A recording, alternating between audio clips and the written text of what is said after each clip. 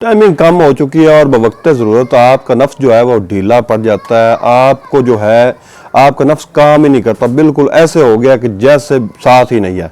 तो इसके लिए मैं आपको एक ख़ास नुस्खा बताने लगा हूँ, आप इसको बनाकर इस्तेमाल करें। इंशाल्लाह आपको जो 15 दिन के इस्तेमाल के बाद आपकी जो टाइमिंग है वो भी बढ़ जाएगी, आपके नफ्स में जो ढीलापन आ चुका है वो भी ख़त्म हो जाएगा और आप वक्त ज़रूरत आपको शर्मिंदगी नहीं होगी। करना क्या, आपने बाजार से लेनी है मूसी सफ़ेद इंडिया वाली 50 ग्राम, साल मिस्री 50 ग्राम, साल पंजाब 50 ग्राम, तुख्म रियान 50 ग्राम, मिस्री कूज़ा 150 ग्राम।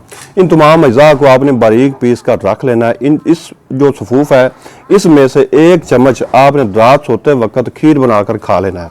दूध के अंदर इसकी खीर बनानी। इस खीर को आप 15 दिन के इस्तेमाल के बाद आपका जो है मर्दाना कुव्वत भरपूर हो जाएगी और आपकी टाइमिंग जो है वो भी भरपूर हो जाएगी। इंशाल्लाह इसके इस्तेमाल के बाद आप मुझे दुआएं देंगे।